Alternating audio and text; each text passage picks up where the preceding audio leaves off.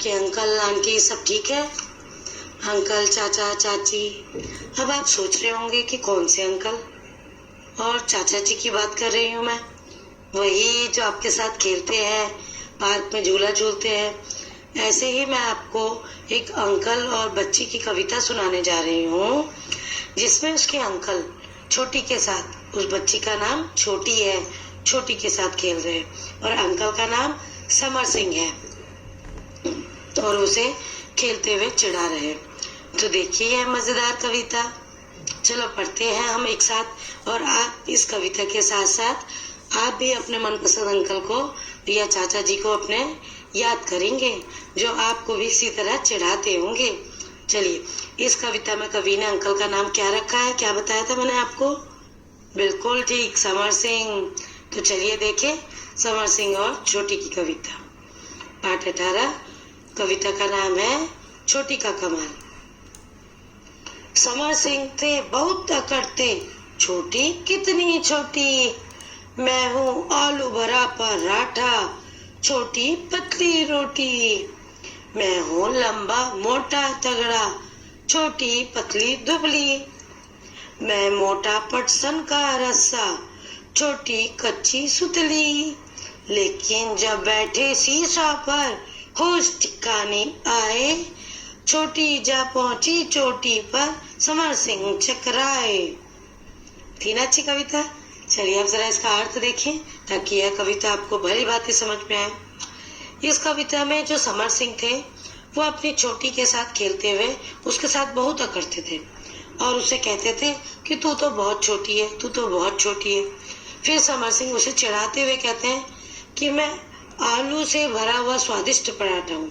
आलू का पराठा आप सबको पसंद होगा ना, कैसे वो मोटा मोटा होता है, और तुम पतली सी रोटी हो, जो आपकी मम्मी सुबह शाम रोटी बनाती होगी। वो कहती थी छोटी तुम पतली सी रोटी, और मैं क्या हूँ? आलू का पराठा, स्वादिष्ट आलू का पराठा जो खूब सारा फिलिंग वाला है, खूब सारे जिसमें आलू भरे हुए हैं। फिर समर सिंह देखो क्या कहते हैं, मैं हूँ लंबा मोटा तगड़ा, छोटी पतली दुबली। फिर समर सिंह कहते हैं इन पंक्तियों में कि मैं लंबा मोटा तगड़ा हट्टा कट्टा हूँ और छोटी तुम तो पतली दुबली हो।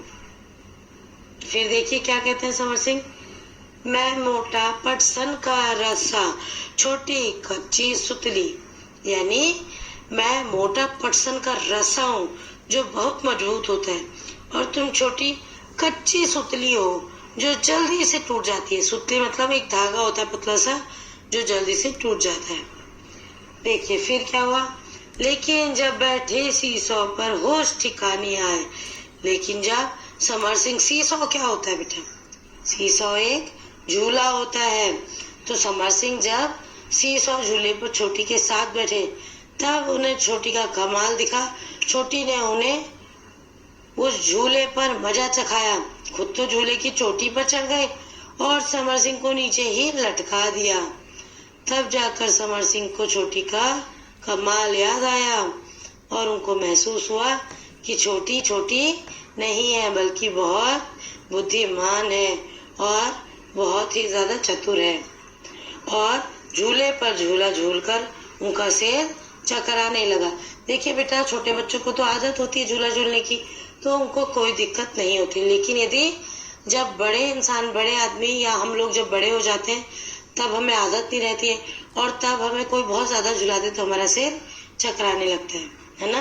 तो इसी प्रकार समर सिंह का भी सिर चकराने लगा और उन्हें अपनी गलती का एहसास होने लगा कि हो गया कि छोटे लोग जो होते हैं या छोटे बच्चे जो होते हैं हमें उन्हें कम किसी से नहीं समझना चाहिए।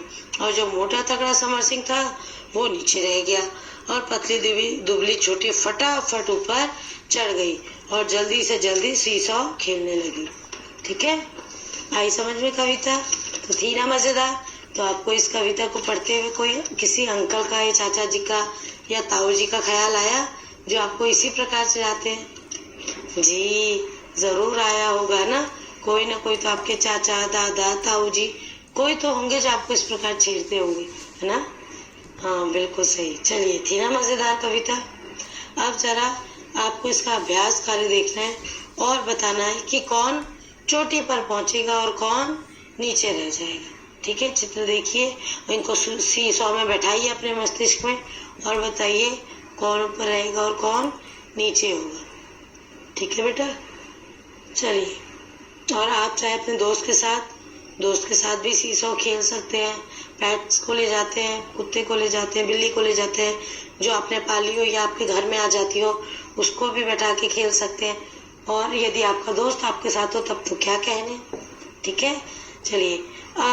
अब एक नीचे कोई प्रश्न है बेटा कि आपको बताना है कौन ज्यादा अकड़ेगा, राजा ज्यादा अकड़ेगा, शेर ज्यादा अकड़ेगा। तो आपको बताना है कौन ज्यादा अकड़ेगा। ठीक है, राजा, आप देखिए, राजा होता है, किंग होता है, तो उसमें तो अकड़ होना स्वाभाविक है, तो वो तो अकड़ेगा।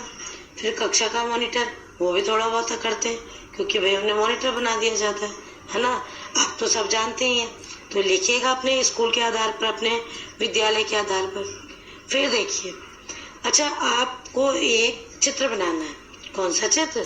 तो बताइए, देखिए, बताती हूँ मैं आपको सीसॉ का चित्र बनाना है और बताना है कि आपकी भाषा में सीसॉ को क्या कहते हैं। सीसॉ का जो खेल है, झूला है, उसे क्या कहते हैं। ठीक है, और अब आपके लिए एक मजेदार क्रियाकलाप। कौन सा? बहुत आसान है, आपको अपने दोस्त के साथ सीसॉ झूलना है। तो जाइए और झूलिए। धन्यवाद।